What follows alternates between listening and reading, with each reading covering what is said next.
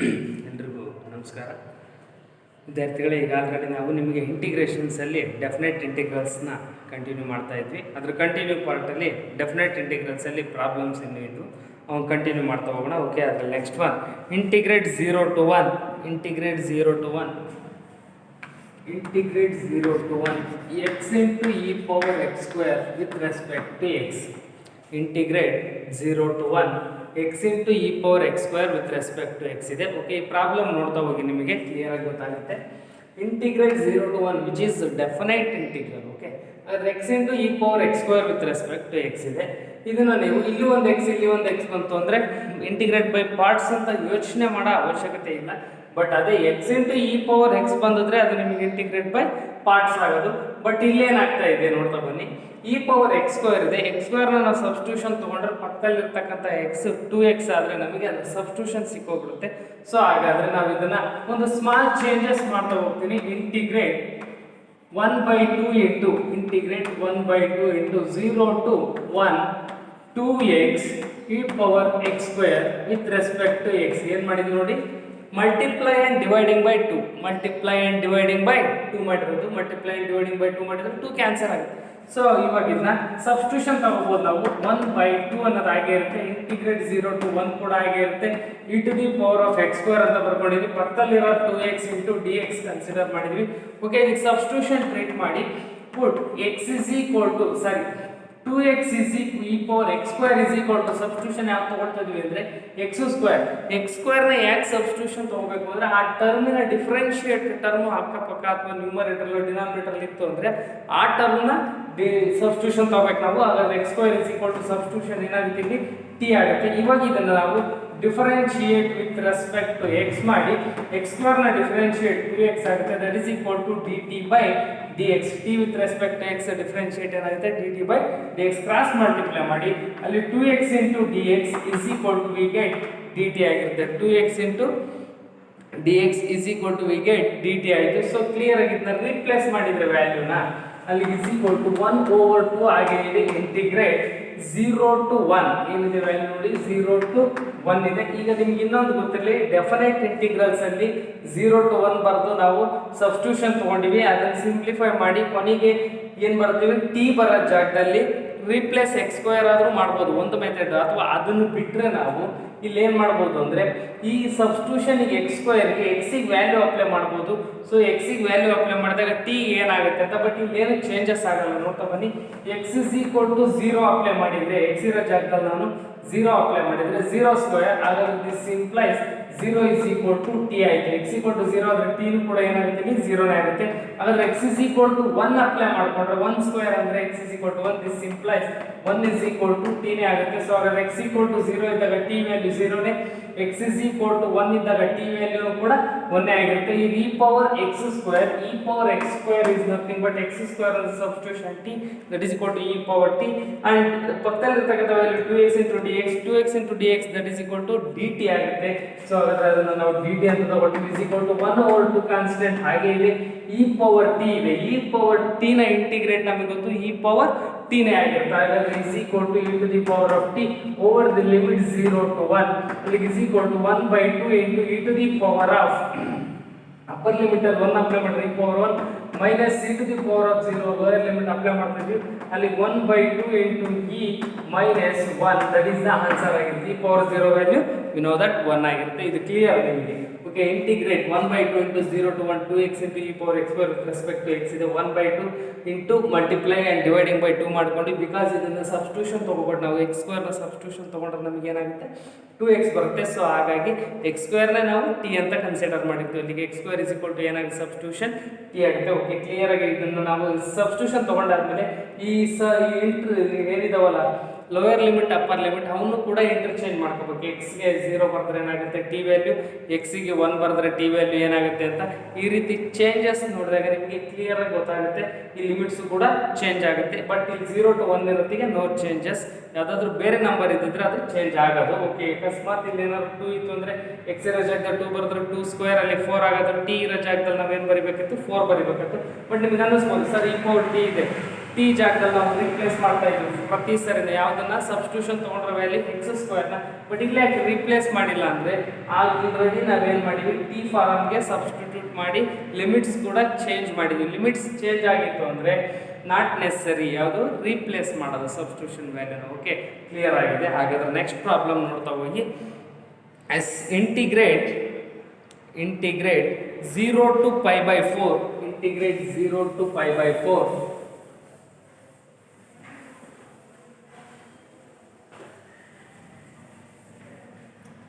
integrate 0 to pi by 4, integrate 0 to pi by 4, 2 into secant square x plus x cube, 2 into secant square x plus x cube plus x cube plus 2 plus 2 with respect to x, with respect to x. Yes, ಇದು ಕೂಡ ಅಷ್ಟೇ direct ಆಗಿ ನಿಮಗೆ integrate ಆಗ್ತಾ ಹೋಗುತ್ತೆ. ಯಾವುದು methods ನ ಅವಶ್ಯಕತೆ ಬೇಡಲ್ಲ. ನೋಡಿ ಈಗ 2 ಅಂತಕ್ಕಂಥ ಕಾನ್ಸ್ಟೆಂಟ್ ಹೊರಗೆ ಹಾಗೆ ಇಟ್ಟಿದ್ದೀವಿ.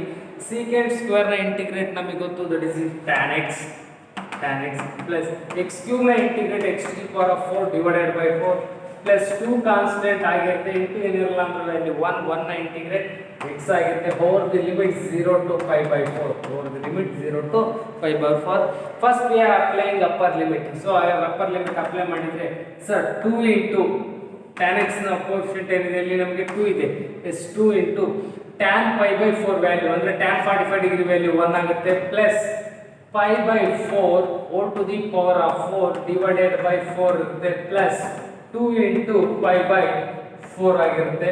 ಅಪ್ಪರ್ ಲಿಮಿಟ್ ಅಪ್ಲೈ ಮಾಡಿದಾಯ್ತು minus of lower limit apply ಮಾಡ್ತಾ ಇದೀವಿ. tan 0 ವ್ಯಾಲ್ಯೂ ನಮಗೆ ಗೊತ್ತು 0 into 2 0 plus 0 by anything 0, 2 into 0 0 ಆಗಿರುತ್ತೆ. 0 plus 0 plus 0 ಆಗ್ತಾ ಮೂರು ವ್ಯಾಲ್ಯೂ ಸಿಂಪ್ಲಿಫೈ ಮಾಡಿ 2 into 1 2 ಆಗುತ್ತೆ plus pi to the power of 4 divided by 4 ನ 4 ಟೈಮ್ಸ್ ಮಲ್ಟಿಪ್ಲೈ ಮಾಡಿದ್ರೆ we know that 256 divided by 4 plus 2 1s are 2 2s are ಅಲ್ಲಿಗೆ pi by 2 ಆಗುತ್ತೆ minus 0 ಬಿಟ್ಬಿಡಿ. ಅದು ಟೋಟಲ್ ವ್ಯಾಲ್ಯೂ ಇಲ್ಲಿ 2 plus pi to the power of 4 divided by 256 divided by 4 plus pi by 2, that is the definite integral. We get a unique value. definite integral ಅಲ್ಲಿ ನಮಗೆ ಏನು ಸಿಗುತ್ತೆ, unique value ಸಿಗುತ್ತೆ. Okay, clear ಆಗಿದೆ.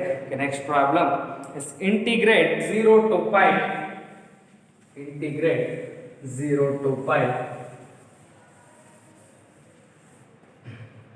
integrate 0 to pi, integrate 0 to pi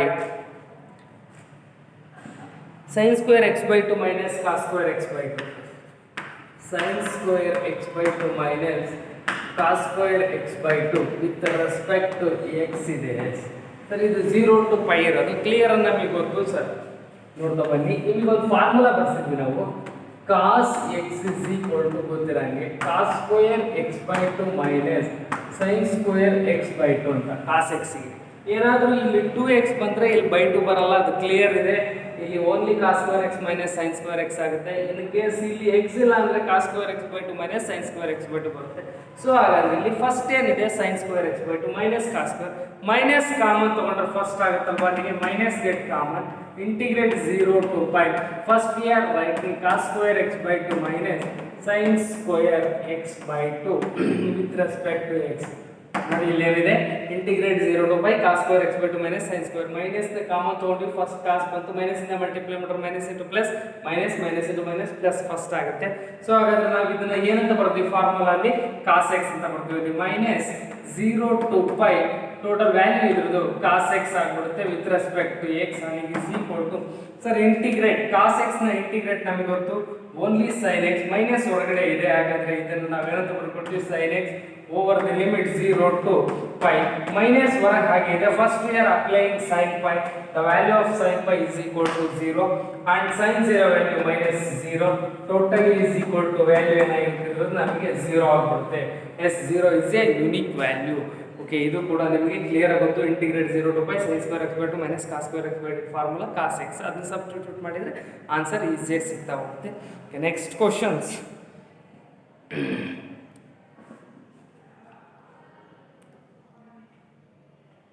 integrate 0 to 2 integrate 0 to 2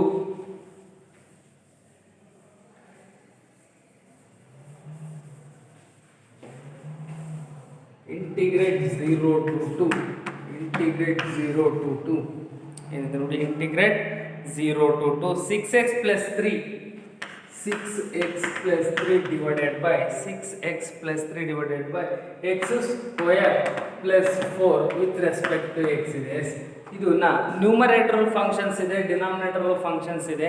ಇದನ್ನ quotient rule ಅಂತ integrations ಅಲ್ಲಿ ಯಾವುದೇ ಕಾರಣಕ್ಕೂ ರೂಲ್ ಇಲ್ಲ. ಮತ್ತೆ ಡಿಫ್ರೆನ್ಸಿಯೇಷನ್ ಇಂಟಿಗ್ರೇಷನ್ಸ್ ನ ಕ್ಲಬ್ ಮಾಡಬೇಡಿ. ಓಕೆ, ಇದನ್ನ ಸಪರೇಟ್ ಮಾಡ್ಬೋದು ಈ ಟರ್ಮ್ ನ ಇದಕ್ಕೆ. ಫಸ್ಟ್ ಥಿಂಗ್ ನೋಡಿ, ಇಲ್ಲಿ ನ್ಯೂಮರೇಟರ್ 3 ಇದೆ. 6x plus 3 ನಲ್ಲಿ 3 ನ ಕಾಮನ್ ತೆಗಿಬಹುದು. ಕ್ಲಿಯರ್ ಆಗಿ ಗೊತ್ತಾಗುತ್ತೆ ನಿಮಗೆ ಅಲ್ಲಿ. S 3 get common. 3 ಕಾಮನ್ ತೆಗೆದ್ರೆ 0 to 2 ಆಗೇ ಇದೆ. 3 ಕಾಮನ್ ತೆಗೆದ್ರೆ ಉಳಿದಿದ್ದು 2x ಆಯಿತು ಪ್ಲಸ್ 1 ಆಯಿತು divided by x square plus 4 ಆಯಿತು.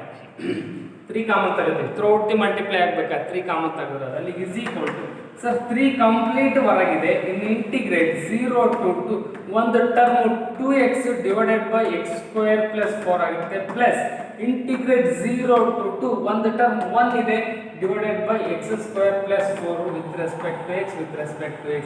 ಸರ್ ಏನು ಮಾಡಿವಿಲ್ಲ, ಡಿನಾಮಿನೇಟರ್ ಸೇಮ್ ಇದೆ, ನ್ಯೂಮರೇಟರ್ನ ಸಪರೇಟ್ ಮಾಡಿದ್ದೀನಿ ಅಷ್ಟೇ.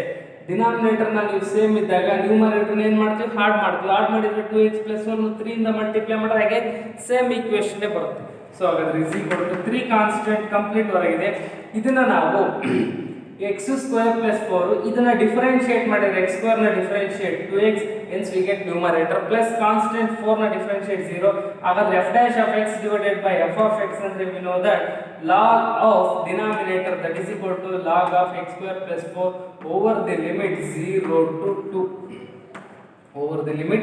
0 to 2 ಪ್ಲಸ್ ಆಗಿ ಇದೆ ವ್ಯಾಲ್ಯೂ ಎಸ್ ಇಂಟಿಗ್ರೇಟ್ ಇದನ್ನ ನಾವು 0 to 1 divided by x square plus 2 square ಅಂತ ಬರೀಬಹುದು. Integrate 1 divided by x square plus a square ಅಂದ್ರೆ 1/a into tan inverse of x by a 1/a into ನಿಮಗೆ ಗೊತ್ತಿದೆ formula integrate 1 divided by x square plus a square is equal to 1/a into tan inverse of x by a plus ಅಂತ formula ಇದೆ. So ಅದ್ರ ಪ್ರಕಾರ apply ಮಾಡಿದ್ವಿ. First 3 ನ constant ಹೊರಗಿದೆ.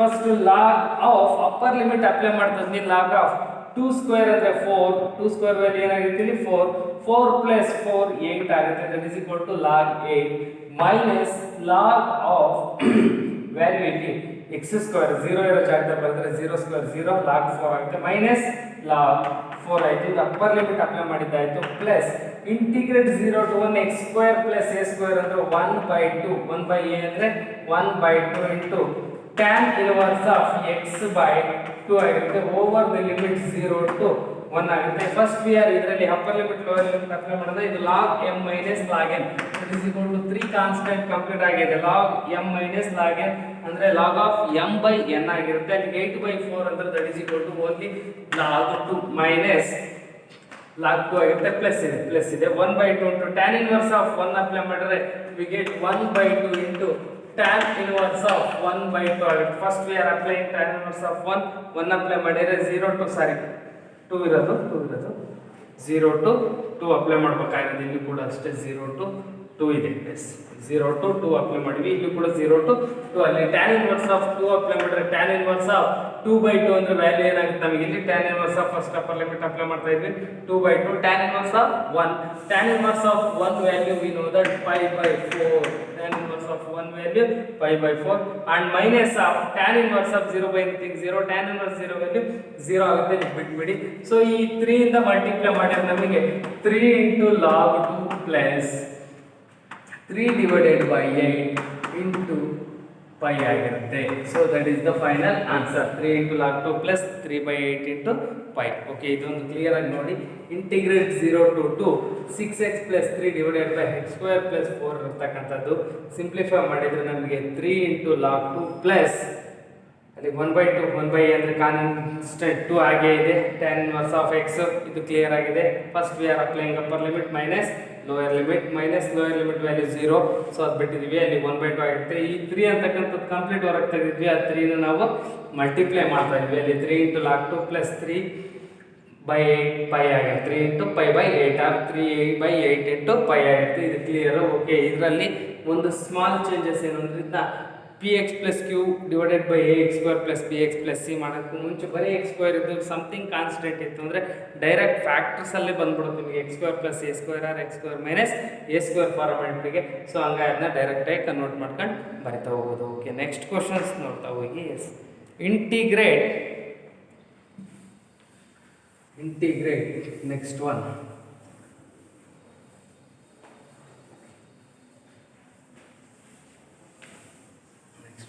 Integrate 0 to 2 by 3. Integrate 0 to 2 by 3. Integrate 0 to 2 by 3 with respect to x divided by 4 plus 9x square. 4 plus 9x square. 0 to 2 by 3. Okay, ಇದನ್ನ ಒಂದು small changes ತರ. Integrate 0 to 2 by 3 with respect to x ಅಂದರೆ numerator 1 divided by ಅಂತ. ಇದನ್ನು ನಾನು 2 square ಅಂತ ಬರ್ಕೊಳ್ತಾ ಇದ್ದೀನಿ. ಇದನ್ನು 3x whole square with respect to x ಅಂತ ಬರ್ಕೋಬೋದು. ನೋಡಿ 4 ಇದೆ, ಈ ನಂಬರ್ನ ನಾನು 2 ಸ್ಕ್ವೇರ್ ಅಂತ ಬರಿಬೋದು. Plus 9x ಸ್ಕ್ವೇರ್ನ 3x whole square ಅಂತ ಬರಿಬೋದು. ಹಾಗಾದರೆ once again 1 divided by x square plus A square. Sir ಅದರ ಎಕ್ಸ್ ಸ್ಕ್ವೇರ್ ಅನ್ಕೋಬಹುದು, ಬಟ್ ಎಕ್ಸ್ನ ಕೋಫಿಷಿಯಂಟ್ 3 ಇದೆ. ಈ ಕೇಸಸ್ಸಲ್ಲಿ ಅಬ್ಸರ್ವ್ ಮಾಡಿ ಕ್ಲೀನಾಗೆ ಇದನ್ನು ಕರೆಕ್ಟಾಗಿ ನೆಕ್ಸ್ಟ್ ಎಲ್ಲೇ ಬಂದರೂ ಫಾಲೋ ಮಾಡಬೇಕು. ಇಲ್ಲ ಅಂದ್ರಿಂದ ನಾವು ಎಕ್ಸ್ 3xನ ಟಿ ಅಂತ ತೊಗೊಂಡು ಸಬ್ಸ್ಟಿಟ್ಯೂಷನ್ ಎಲ್ಲ ಮಾಡಬೇಕಾಗತ್ತೆ. ಸೊ ಅದರ ಅವಶ್ಯಕತೆ ಬೀಳಲ್ಲ. ಸೊ ಅದರ ಅವಶ್ಯಕತೆ ಬೀಳಲ್ಲ ಅಂದರೆ ನೀವು ಇದು ಸಬ್ಸ್ಟಿಟ್ಯೂಷನ್ ತೊಗೊಳೋದು ಬೇಕಾಗಿಲ್ಲ ಅಂದರೆ ಡೈರೆಕ್ಟಾಗಿ ನೀವು 3x ಹೋಲ್ ಸ್ಕ್ವೇರ್ನ ಎಕ್ಸ್ನ ಕೋಫಿಷಿಯಂಟ್ ನೆನ್ಪಿಟ್ಕೊಳ್ಳಿ 3 ಇದೆ. ಆ ಎಕ್ಸ್ನ ಕೋಫಿಷಿಯಂಟ್ ಈ ರೀತಿ ಇಂಟಿಗ್ರೇಟ್ ಮಾಡ್ಕೋಬೇಕಾದ್ರೆ ಬಂತು ಅಂದರೆ ಎಕ್ಸ್ನ ಕೋಫಿಷಿಯಂಟ 1/xನ ಕೋಫಿಷಿಯಂಟ್ ಅಂತ ಬರಿಬೇಕು. ಅದು ಕ್ಲಿಯರ್. ಡಿನಾಮಿನೇಟರ್ಲಿ ಎಕ್ಸ್ ಸ್ಕ್ವೇರ್ ಅಂದರೆ ನಥಿಂಗ್ ಬಟ್ ಎಕ್ಸ್ ಸ್ಕ್ವೇರ್ ಥರ ಟ್ರೀಟ್ ಮಾಡ್ತಿದ್ವಿ. ಎಕ್ಸ್ನ ಕೋಫಿಷಿಯಂಟ್ 3x, ಬಟ್ ಎಕ್ಸ್ ಇರೋ ಜಾಗದಲ್ಲಿ 3x ಇರುತ್ತೆ. ಸೊ ಹಾಗಾದರೆ ಏನಾಗುತ್ತೆ ಇಲ್ಲಿ 3x whole square plus 2 square ಅಂದರೆ ವ್ಯಾಲ್ಯೂ 4 ಆಗಿರುತ್ತೆ. ಓಕೆ, ಒನ್ಸ್ ಅಗೇನ್ ನೋಡಿ ಅಲ್ಲಿ ಇಸ್ ಈಕ್ವಲ್ ಟು ಸರ್ ಇದು 1/, ಅಂದರೆ 1/, X square plus A square ಅಂದರೆ 1/a into 1/a is nothing but A square ಅಂದರೆ 1/a ವ್ಯಾಲ್ಯೂ 2 ಆಯಿತು into tan inverse of x/a. Here x is nothing but 3x divided by 2 ಆಯಿತು over the limit 0 to 2/3 ಇದೆ. But ನಾನು ಹೇಳಿದ್ದು ಎಕ್ಸ್ನ coefficient ಏನಿದೆ ನೋಡಿ 3 ಇದೆ. ಆ 3ನ ನಾವಿಲ್ಲಿ ಬರೀಬೇಕಾದ್ರೆ ಇಂಟು 1/3 ಅಂತ ಬರ್ಕೊಳ್ಳಿ. ಆಕ್ಚುಲಿ 1/a ಇಂಟು ಇದೇನು 1/3, ಎಕ್ಸ್ನ ಕೋಫಿಷಿಯಂಟ್ 1/3. ಎಲ್ಲಕ್ಕೂ ಅಷ್ಟೇ X square plus A square ಮಾಡಿಕೊಂಡು ಎಕ್ಸಿ ಕೋಫಿಷಿಯಂಟ್ ಏನಾದರೂ ಇತ್ತು ಅಂದರೆ ಅದನ್ನ 1/3 ಅಂತ ಬರ್ಕೋಬೇಕು. Tan inverse of 3x divided by ಹಾಗಾದ್ರೆ 1/2 into 1/3 that is equal to 1/6 ಆಗಿರುತ್ತೆ into tan inverse of 3x divided by 2 whole to the upper limit and lower limit 2/3 ಇದೆ. 1/6 ಕಾನ್ಸ್ಟೆಂಟ್ ಹೊರಗೆ ಬರ್ತೀವಿ. ಸೊ ಇನ್ ರಿಮೈನಿಂಗ್ ಉಳಿಯೋದು ಎಕ್ಸ್ ಇರೋ ಜಾಗದಲ್ಲಿ ನಾವು 2/3 apply ಮಾಡಬೇಕು. ಸೊ ಅಲ್ಲಿಗೆ tan inverse of 3 into 2/3 divided by 3 divided by 2 upper limit apply ಆಯಿತು minus of tan inverse of once again 0 apply ಮಾಡ್ತಾರಲ್ಲ ಅಂತ 3 into 0 0/3 0 ಅಲ್ಲಿ ಟ್ಯಾನ್ ಇನ್ವರ್ಸ್ ಆಫ್ 0 ಆಗಿಬಿಡುತ್ತೆ. ಇಲ್ಲಿ ಈಕ್ವಲ್ ಟು 1/6 ಇಂಟು ಸರ್ ಇಲ್ಲಿ 3 ಕ್ಯಾನ್ಸಲ್ ಆಯಿತು, 2 ಕ್ಯಾನ್ಸಲ್ ಆಯಿತು. ಟ್ಯಾನ್ ಇನ್ವರ್ಸ್ ಆಫ್ 1 ಅಂದರೆ 5/4 ಮೈನಸ್ ಟ್ಯಾನ್ ಇನ್ವರ್ಸ್ ಆಫ್ 0 ಅಲ್ಲಿ 5/24 ವ್ಯಾಲ್ಯೂ ಏನಾಗಿರುತ್ತೆ ನಮಗೆ 5/24. ಈ ಕ್ವಶನ್ಸು ಆಬ್ಜೆಕ್ಟಿವ್ ಟೈಪ್ ಇದೆ. ನಿಮಗೆ ಈ ಕ್ವಶನ್ಸ್ ಕೊಟ್ಟು 4 ಆಪ್ಷನ್ಸ್ ಕೊಟ್ಟಿದ್ದಾನೆ 5/6, 5/12, 5/24, 5/3 ಅಂತ. ಸೊ ಅದ್ರಾಗ ಆಪ್ಷನ್ಸ್ ನಮ್ಗೆ ಯಾವ್ದಾಗುತ್ತೆ 5/4 ಆಗುತ್ತೆ. ಇದು CET ಕ್ವಶನ್ಸ್ ಬಗ್ಗೆ. ಬಟ್ ಅಬ್ಸರ್ವ್ ಮಾಡಿ ನಾನು ಹೇಳ್ತಾ ಇರೋದು ಒಂದೇ ಕೇಸಸ್. ನಿಮಗೇನು ಎಕ್ಸ್ನ ಕೋಫಿಷಿಯಂಟ್ 3 ಇರುತ್ತೆ, ಅದನ್ನು 1/3 ಅಂತ ಬರೀಬೇಕು. ಹಾಗಾದ್ರೆ ನಥಿಂಗ್ ಬಟ್ ನಮಗೆ X square plus A square 1/a into tan inverse of X divided by A. ಆಗಲೇ ಫಾರ್ಮುಲಾ ಬರ್ತೀನಿ. ಸೊ ಅದೇ ಫಾರ್ಮುಲಾ ಅಪ್ಲೈ ಆಗಿರುತ್ತೆ. ಓಕೆ, ಕ್ಲಿಯರಾಗಿ ಗೊತ್ತಾಗಿದೆ, ಪ್ರಾಕ್ಟೀಸ್ ಮಾಡಿ. Next questions.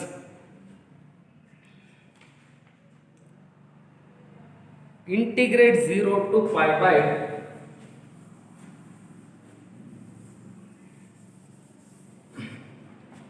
integrate 0 to 5/4 sin cube 2t into cos 2t with respect to dt sin cube 2t into cos 2t with respect to dt 0 to pi by 4s 0 to pi by 4s. Okay, ಇದು ಕೂಡ ಅಷ್ಟೇ ಒಂದು method of substitution ಅಲ್ಲಿ ನಿಮಗೆ formula ಹೇಳ್ಕೊಂಡಿದ್ದೀವಿ, ಅದೇ method ಅಲ್ಲಿ ಬರ್ತಾ ಹೋಗುತ್ತೆ. ಓಕೆ, ಒನ್ಸ್ ಅಗೇನ್ ನೋಡಿ ಯಾವ ಥರ ಬರ್ತದೆ ಅಂದರೆ, ಸರ್ ಸುಮ್ಮನೆ ಜನರಲ್ ಆಗಿ ಥಿಂಕ್ ಮಾಡ್ತಾ ಇದ್ದೀವಿ, ಇದು ನೋಡ್ರೆ ಗೊತ್ತಾಗ್ತದೆ. sin 2t ಇದೆ, sin 2tನ ಡಿಫ್ರೆನ್ಷಿಯೇಟ್ ಮಾಡಿದರೆ cos 2t ಇಂಟು 2 ಆಗುತ್ತೆ. ಹಾಗಾದ್ರೆ ಇಂಟು 2 ಬೇಕು ಅಂದರೆ ಮಲ್ಟಿಪ್ಲೈ ಆ್ಯಂಡ್ ಡಿವೈಡಿಂಗ್ ಬೈ 2. ಹಾಗಾದರೆ ಇದನ್ನು ನಾವು 1/2 ಬರ್ಕೊಂಡು ಇಂಟಿಗ್ರೇಟ್ 0 to pi by 4 ಬರ್ತೀವಿ. sin ಕ್ಯೂಬ್ 2t ಬರಲಿ into 2 times of cos 2t ಬರಲಿ ವಿತ್ ರೆಸ್ಪೆಕ್ಟ್ ಟು dt ಬರ್ತೀವಿ. ನೋಡಿ ಇಲ್ಲಿರ್ತಕ್ಕಂಥ 2 ಕ್ಯಾನ್ಸಲ್ ಆಗುತ್ತೆ, ಬೇಡ ಅಂದರೆ multiply and dividing by 1/2. So ಇದು 0 to pi by 4 sin cube 2t. ಇದು ಯಾವ ಫಾರ್ಮಲ್ಲಿ ಇದೆ ಅಂದರೆ ಈ ಫಾರ್ಮುಲಾ ಅಪ್ಲೈ ಮಾಡಬೇಕು. Integrate f of x whole to the power of n into f dash of x with respect to x ಇದ್ರೆ we have to write f of x whole to the power of n plus 1 divided by n plus 1 ಅನ್ನೋ formula ಇದೆ. ಅಂದರೆ f of x ಅಂದರೆ sin 2t whole to the power of 3 ಇದೆ. ಆ sin 2t ನಾನು differentiate ಮಾಡಿದರೆ f dash of x to cos 2t f of x whole to the power of n into f dash of x that is equal to 2 cos 2t. ಹಾಗಾದ್ರೆ ಅದು is equal to f of x whole to the power of f of x is nothing but sin 2x. ಹಾಗಾದ್ರೆ is equal to 1/2 ಅನ್ನೋದು ಹಾಗೆ ಇದೆ. sin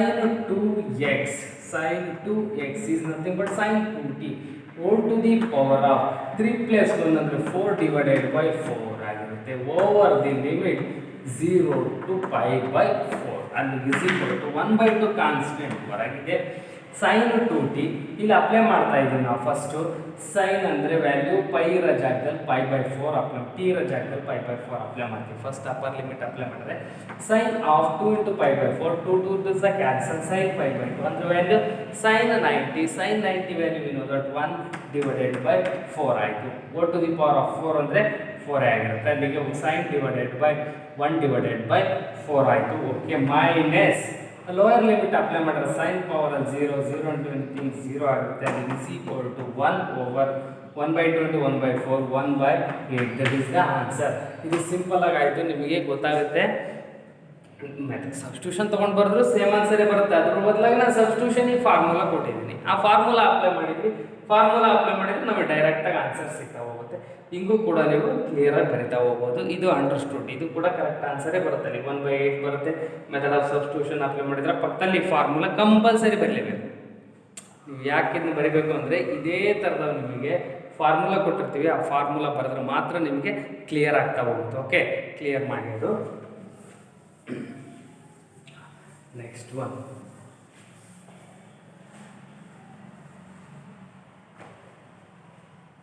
integrate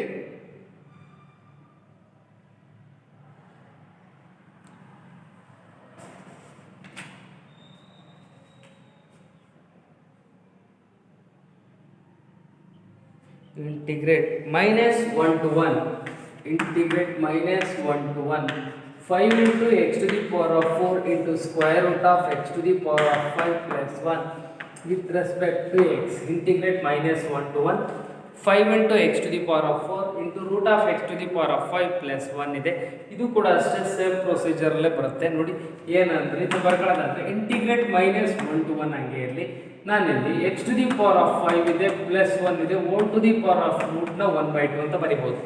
x to the power of 5 ಇದೆ plus 1 whole to the power of ರೂಟ್ನ 1/2 into ಪಕ್ಕದಲ್ಲಿರೋದನ್ನ 5 into x to the power of 4 ಇದೆ into ಏನಿದೆ dx ಇದೆ. ಹಾಗೆ ಆಗಲೇ ಬರೆದಿರ್ತಕ್ಕಂಥ formula integrate f of x whole to the power of n into f dash of x with respect to x ಇದ್ರೆ we have to write f of x whole to the power of n plus 1 divided by n plus 1 ಅಂತ ಬರಿತೀವಿ. ಹಾಗಾದ್ರೆ ಇದು f of x ಆಗಿಬಿಡುತ್ತೆ. f of x ಅಂದರೆ x to the power of 5 plus 1 ಇದೆ. ಇದನ್ನು differentiate ಮಾಡಿದರೆ 5 into x to the power of 4 ಆಗಿರುತ್ತೆ, ಪ್ಲಸ್ 1 ಕಾನ್ಸ್ಟೆಂಟ್ 0. ಸೊ ಹಾಗಾದ್ರೆ 5 into x to the power of 4 with respect to x ಇದೆ. ಅದನ್ನು f of x ಇದು f dash of x. f of x whole to the power of n ಅಂದರೆ n plus 1, ಅಲ್ಲಿ 1/2 plus 1 ಅಂದರೆ 3/2 ಆಗಿರುತ್ತೆ. ಅಲ್ಲಿ is equal to ಇದನ್ನು ನಾವು ಡೈರೆಕ್ಟಾಗಿ ಇಂಟಿಗ್ರೇಟ್ ಅಂತ ಮಾಡಿಕೊಂಡ್ರೆ x to the power of 5 plus 1 whole to the power of 1/2 plus 1 ಅಂದರೆ ನಮಗೆ ಗೊತ್ತು 3/2 ಡಿವೈಡೆಡ್ ಬೈ 3/2 ಆಗಿರುತ್ತೆ ಓವರ್ ದ ಲಿಮಿಟ್ -1 to 1 ಆಗಿರುತ್ತೆ. ಇಲ್ಲಿ 2/3 ಅನ್ನೋದು ಕಾನ್ಸ್ಟೆಂಟ್, 3/2 ನ್ಯೂಮರೇಟರ್ ಬಂದರೆ 2/3 ಕಾನ್ಸ್ಟೆಂಟ್ ಹೊರಗೆ ಬರ್ತೀನಿ. First we are applying upper limit apply ಮಾಡಿದ್ರೆ 1 + 1 ವ್ಯಾಲ್ಯೂ ಏನಾಗಿರುತ್ತೆ 2 ಆಗುತ್ತೆ. x⁵, x ರ ಜಾಗದಲ್ಲಿ 1 ಅಪ್ಲೈ ಮಾಡ್ತಾ ಇದ್ದೀನಿ. 1 + 1 2 2/3/2 ಮೈನಸ್ 2/3/2 ಮೈನಸ್ ಇಲ್ಲಿ x ರ ಜಾಗದಲ್ಲಿ ನಾನು -1 ಅಪ್ಲೈ ಮಾಡ್ತಾ ಇದ್ದೀನಿ. ಅಲ್ಲಿ -1 + 1 ಎರಡು ಏನಾಗ್ತವೆ ಗೆಟ್ ಕ್ಯಾನ್ಸಲ್, ಯಾಕೆಂದ್ರೆ -1ಗೆ ಪವರಲ್ಲಿ 5 ಇದೆ, -1 + 1 ಎರಡು ಏನಾಗುತ್ತೆ ಗೆಟ್ ಕ್ಯಾನ್ಸಲ್ ಆಯಿತು, ಅಲ್ಲಿ 0 ಆಗಿಬಿಡುತ್ತೆ.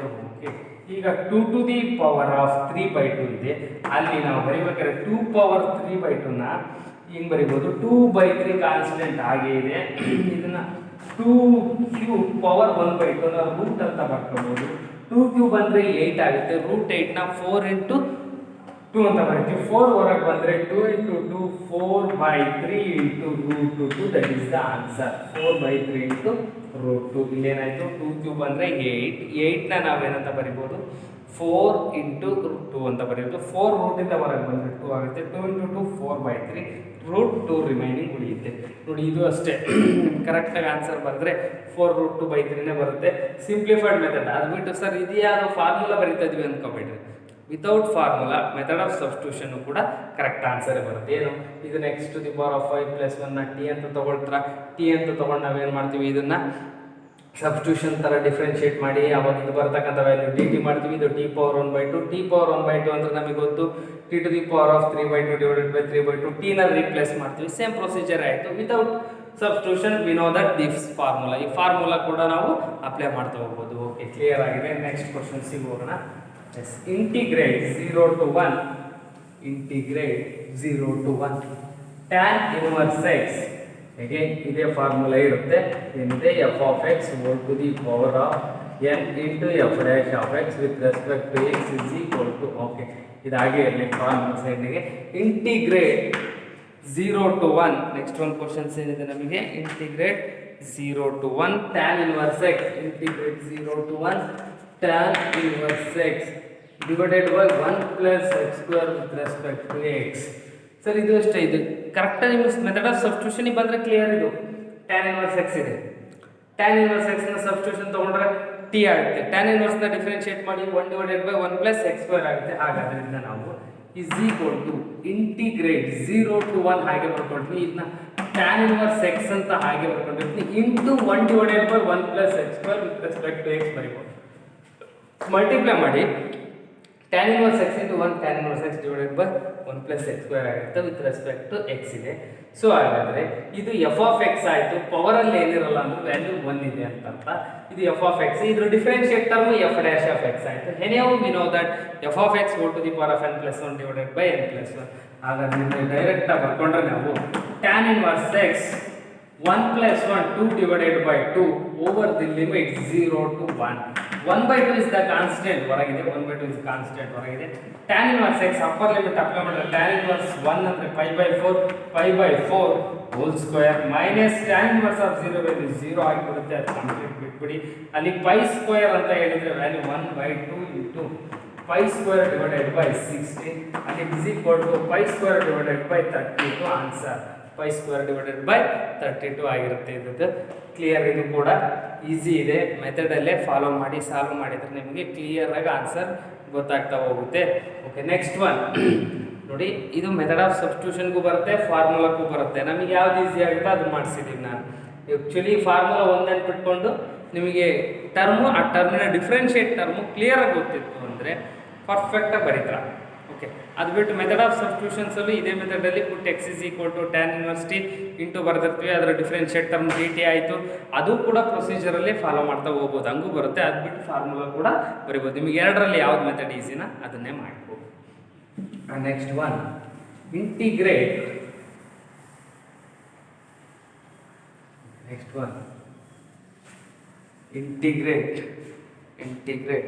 0 to π/2. Integrate 0 to π/2. Integrate 0 to π/2. Sin x divided by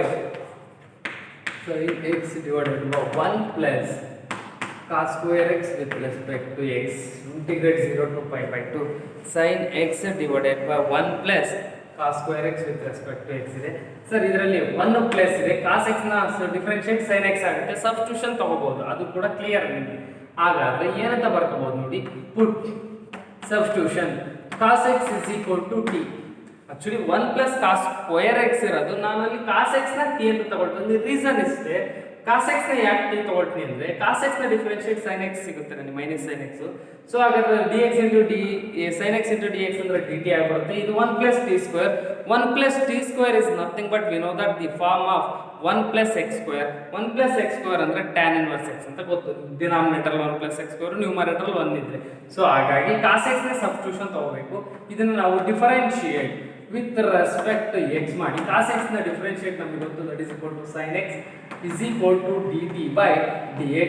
sir ಇಲ್ಲಿ ಮೈನಸ್ ನ ಆ ಕಡೆ ಶಿಫ್ಟ್ ಮಾಡಿ dx ಈ ಕಡೆ ಶಿಫ್ಟ್ ಆದ್ರೆ ಅಲ್ಲಿಗೆ sin x into dx that is equal to minus dt. sin x into dx is equal to minus dt replace ಮಾಡಿ ಅಲ್ಲಿ ಇಂಟಿಗ್ರೇಟ್ 0 to pi by 2. ಆಮೇಲೆ ಇನ್ನೊಂದು ಹೇಳಿದೆ ನಾನು, ಸಬ್ಸ್ಟಿಟ್ಯೂಷನ್ ತಗೊಂಡಾಗ ನೀವು ಏನು ರಿಪ್ಲೇಸ್ ಮಾಡಬೇಕು ಅಂತ ಹೇಳಿದ್ರೆ ಲಿಮಿಟ್ ಕೂಡ ರಿಪ್ಲೇಸ್ ಮಾಡಬಹುದು. ಈಗ ನೋಡ್ತಾ ಬನ್ನಿ, x is equal to 0 ಆದರೆ cos 0 value, this implies t is equal to 1. Sir cos 0 x ಇರೋ ಜಾಗದಲ್ಲಿ 0 ಬರೀತೀನಿ, cos 0 ವ್ಯಾಲ್ಯೂ, t ವ್ಯಾಲ್ಯೂ 1. ಕ್ಲಿಯರಾ? ಇದು ಲಿಮಿಟ್ ನ ಇಂಟರ್ಚೇಂಜ್ ಮಾಡ್ತಕ್ಕಂಥದ್ದು. cos 0 t is equal to 1 x. Next cos pi by 2 ಅಂದ್ರೆ cos 90, x is equal to pi by 2 ಆದರೆ this implies t is equal to 0. cos 90 value 0 ಅರ್ಥ ಆಯ್ತು. ಇವಾಗ ನೋಡಿ, ಇಂಟಿಗ್ರೇಟ್ ನಾನು x cos ನ ರಿಪ್ಲೇಸ್ ತಗೊಳ್ತಾ ಇದ್ದೀನಿ, t ಬರೋ ಜಾಗದಲ್ಲಿ ನಾನು cos x ನ ಬರೆಯಲ್ಲ, ಡೈರೆಕ್ಟ್ t ಗೆ ವ್ಯಾಲ್ಯೂ ಏನಿರುತ್ತೆ ಅದನ್ನೇ ಅಪ್ಲೈ ಮಾಡಬಹುದು. ಯಾಕೆಂದ್ರೆ ಇಲ್ಲಿ ಲಿಮಿಟ್ಸ್ ನ ಇಂಟರ್ಚೇಂಜ್ ಆಗಿರೋದ ಚೇಂಜ್ ಮಾಡ್ಕೊಂಡಿವಿ, ಚೇಂಜ್ ಮಾಡ್ಕೊಂಡಾಗ ಡೈರೆಕ್ಟ್ ಬರೀಬಹುದು. ಅಲ್ಲಿಗೆ S integrate 0 to x is equal to 0 ಇದ್ದಾಗ t ಫಾರ್ಮ್ 1 ಆಗುತ್ತೆ. cos is equal to x equal to pi by 2 ಇದ್ದಾಗ t ಫಾರ್ಮ್ 0 ಆಗುತ್ತೆ. Next sin x into dx ಅಂದ್ರೆ we know that that is equal to dt ಆಯಿತು. 1 plus cos square x ನ cos x t ಅಂದ್ಕೊಂಡ್ರೆ that is equal to t square which is of the form 1 divided by 1 plus x square ಅಂದ್ರೆ tan inverse x nothing but ಇಲ್ಲಿ t ಇದೆ, 1 divided by 1 plus t square ಅಂದ್ರೆ tan inverse x ಅಂತ. ಅಲ್ಲಿ but x ಇಲ್ಲ, t ಇರುತ್ತೆ, tan inverse t over the limit 1 to 0. Over the limit ಏನಾಗಿರುತ್ತೆ ನಮಗೆ 1 to 0. ಸೊ ಅಪ್ಲೈ ಮಾಡಿದ upper limit tan inverse of 0 value 0 ಆಗುತ್ತೆ, tan inverse of 0 ವ್ಯಾಲ್ಯೂ 0 ಆಗುತ್ತೆ, minus tan inverse of 1 value ನಮಗೆ ಗೊತ್ತು pi by 4 ಅಲ್ಲಿ is equal to minus pi by 4. that is the answer ಆಗಿರುತ್ತೆ, minus pi by 4 ಆಗಿರುತ್ತೆ.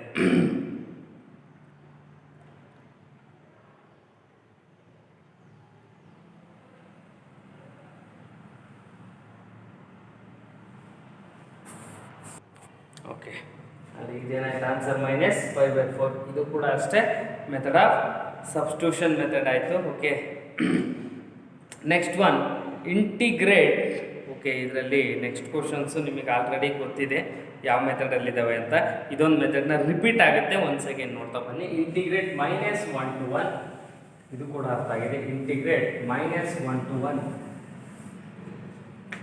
Integrate -1 to 1, 1 divided by integrate -1 to 1, 1 divided by x square plus 2x, x square plus 2x plus 5 with respect to x ಇದೆ. Actually integrate -1 to 1, 1 divided by x square plus 2x plus 5 ಇದೆ. ಇದಕ್ಕೆ ನಿಮಗೆ formula ಗೊತ್ತು, ax square plus bx plus c form ಅಲ್ಲಿ ಇದ್ರೆ ನಾವು x square plus 2x plus 5 is equal to convert ಮಾಡ್ಕೊಂಡ್ರೆ x plus 1 by 2 into coefficient of x here also 2 whole square plus constant here 5 minus 1 by 2 into coefficient of x value 2 whole square. Sir ನಮ್ಮ formula ಬರಲಿಲ್ಲ, direct ಬರ್ತೀನಿ, clear ಆಗಿ ಗೊತ್ತಿರಲಿ.